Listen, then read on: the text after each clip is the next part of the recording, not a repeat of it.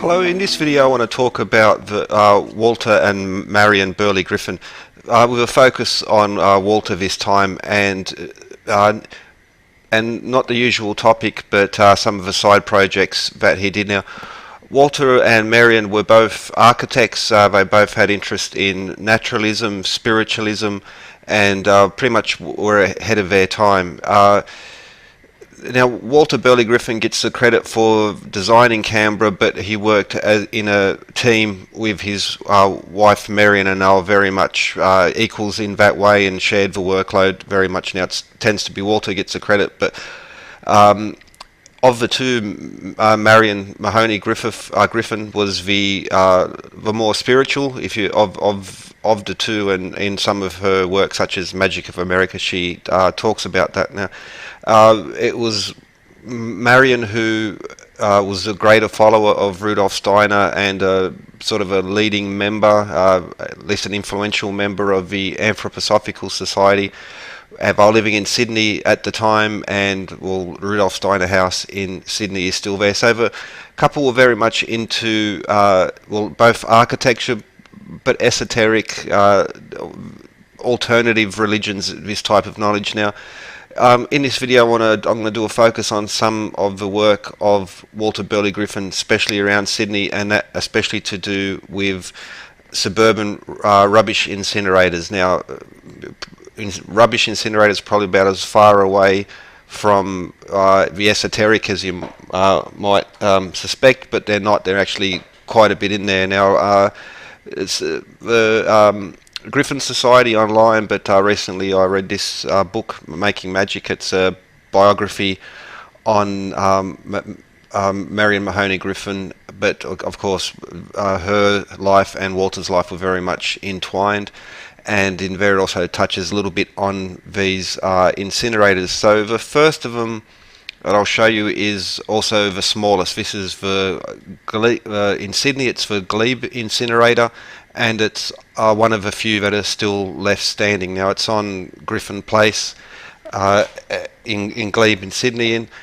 And again, it's a small building, but there's been some conservation effort and some so for instance the chimney stack, the smokestack, has been partially reconstructed around this steel frame. It's in a very beautiful spot in Sydney. As you take that, especially walk there along the waterside, and yeah, so now even of all the buildings, this is at least to the eye, this is the least esoteric, let's say, but there are measures included in the building which are very interesting. That's sort of my main topic that I make my videos on, but I won't go into them today because it's a little bit too small. Like, I try and stay with the grand monumental architecture, and once you start, so anyway, here we can see the view from the back, the Anzac Bridge, and there we see the incinerator in the background. This is the Glebe Incinerator. There's some, the incinerator itself, this particular one isn't the most interesting, but it has some very interesting plaques and information around the site there in that sort of parkland surrounding it, including Walter was part of a larger team with Nichols. The design they collaborated to get the copyright, the patent on the design. Now, in this plaque we see the larger of the picture is the Piedmont incinerator, and I'll cover that last, but we can see sort of a smaller Glebe one on the top, and underneath it the Piedmont incinerator. But the most interesting point about that is this plaque, which sort of lays it really out, that is ancient temple or waste disposal building. And that's the curious thing, that Walter Burley Griffin was a study, and Marion studied ancient architecture, ancient religions, ancient symbolism, and some very esoteric beliefs. And when he designed something, when they designed something, they had multiple layers of meaning and purpose. So sort of very true architects in that way. They were Frank Lloyd Wright was a big influence on both of them, but they did move a little bit away from that prairie school of architecture, where it was a little bit more simplistic lines and colours, where Now they're still very simplistic in that way, where they moved away from classical architecture, but they did still incorporate very important geometric and various other symbolic meanings and layers within each of their buildings. So, yeah, so the Glebe one, not too impressive. There's nothing too obvious there to be taken away from it, but definitely those plaques there, and if you do some further reading into the griffins and the circles of people they moved in, you see this very deep interest in esoteric matters and what we might just generally refer to as spiritualism, mysticism of the time, and they incorporated all these factors into their designs, into their buildings, and even into their lifestyle. So, for instance, the Castle Crag development was not just a suburb, it was really, they were trying to establish a way of life, and they were moving away from some very strict, rigid rules, and had all sorts of problems with the local council getting their designs up. But again, you see that through everything they do, there's always this a deeper element to it, like something more profound. And so this is the Glebe Incinerator. Another important one in Sydney is the Willoughby Incinerator, which is only a short distance away from the Castle Crag community, which they were designers. Now, from the book I showed earlier, there's some references there. So it even describes the exotic design was continued in the tall chimney and along the sides of the building as it came down the side of the hill. One commentator described the building as cascading down the cliff face like a frozen waterfall of crystalline shape. So this is the Glebe Incinerator. Now, that modern sculpture is not part of it, sort of continuing the tradition, but it's not part of the design there. But this incinerator now has been restored and reopened, and now is a cafe and an art space in the area. Quite a nice park surrounding it as well. Some nice sculptures and motion activated sculptures with sounds as well, but that's something else. So here we have the Willoughby Incinerator, and we'll start to see as we look around some of the shapes and the patterns, and to describe it, well, how's it described as a cascading crystalline shapes. Given that these were sort of put up in the Depression era, one of the purposes of this ornate structure so a garbage facility, you'd think incinerator will just make a box, off we go. Well, everything he did with meaning, he did with purpose, and that was for one reason, but there was also a more practical purpose in that with these types of structures, even the local politicians, by incorporating this more elaborate design, it actually gave out-of-work craftsmen who might be lost to their trade places to work. So along with even the Sydney Harbour Bridge and some other similar buildings, the use of more elaborate Art Deco style and throwbacks to some earlier styles was also to protect the tradesmen, to give them work during the economic depression. But as you can see, this one's described as a cascade, as a crystalline function. Now, it was on the cliff, and he tended to, that was part of the design. You needed like a level, so garbage in at the top, ashes come out at the bottom. So that tends to be a pattern for most of these incinerators. But either way, it's still, at the moment, it's still quite a lovely building, nice little cafe in there. Now we'll have a look back. So at the Glebe Incinerator, we see these plaques, design and function. Now the main picture there is of the Piedmont Incinerator, just focusing in on that. You see that main stack there. Now this has been entirely demolished now, this incinerator.